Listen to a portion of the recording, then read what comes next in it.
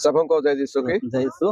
आज मेरे साथ सरधना चर्च में फादर बाड़ा जी हैं। मैं फादर विजय पॉल बाड़ा जलपाईगुड़ी धर्म प्रांत से हूँ और मेरा धर्म प्रांत के लिए पुरोहित हूँ।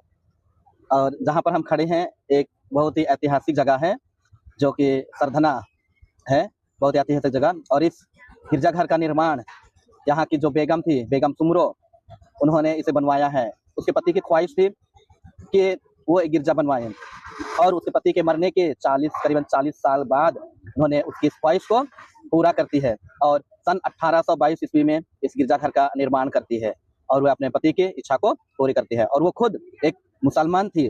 मुसलमान होने के बाद उन्होंने अपने पति के देहांत के बाद ईसाई धर्म को स्वीकार करती है और ईसाई धर्म को स्वीकार करने के बाद में वो इस गिरजाघर को बनाती है।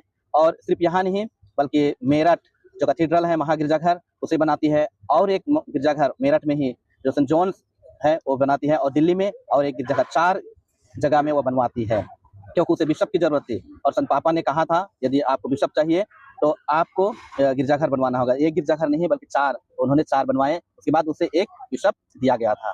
तो वही गिरजाघर में हम यहाँ एकत्रित हैं और यह बहुत सारे यहाँ मन्नतें लेकर आए, माँ के नाम में समर्पित है, माता मरियम के नाम में। और यहाँ पे बहुत सारे लोग अपनी प्रार्थनाएं, मिन्नतें लेकर आते हैं और उनकी हर ख्वाहिशें पूरी हो जाती है। और जो जिस भाई के साथ मैं खड़ा हूँ उन्होंने भी यहाँ माँ मरियम से कुछ मांगा था और उसकी माँ अपने बेटे से प्रार्थना करती है, उसकी मन्नतें पूरी होती है। और उसी के उपलक्ष्य में यहाँ वो धन्यवाद देने के लिए आते हैं और लोगों को चाय पानी फिर लंच का प्रबंध करते हैं। हम उस बच्चे के अच्छे भविष्य के लिए कामना करते हैं और उनको हम बधाई देते हैं। Thank you, may God bless you. जैसे कि फादर ने बोला कि मेरे साथ भी चमत्कार हुआ है और वाकई में ये चमत्कार हुआ है।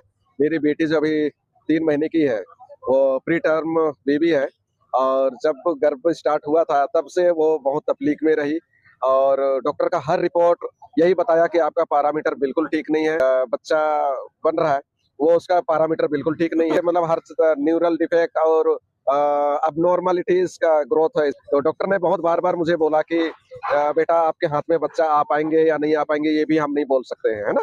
तो इस तरीके से एक माँ और बाप जब इस बात को सुनता है तो कैसे लगता है, वो फील बिल्कुल अंदर से बहुत झकझोर देने वाली रही।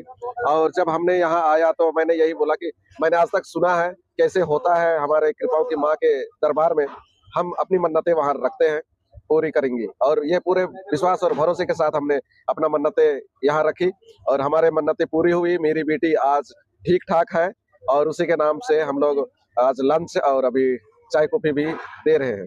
तो ये ऊपर वाले का कृपा है। माता मरियम हमारे सभी विनती को अपने बेटे यीशु क्रिस्त के पास पहुंचाती है और इसलिए हम आप सभी से भी आग्रह करेंगे, रिक्वेस्ट करेंगे कि हर रोज आप सांझ का विनती कीजिए, शाम का जो भी प्रेयर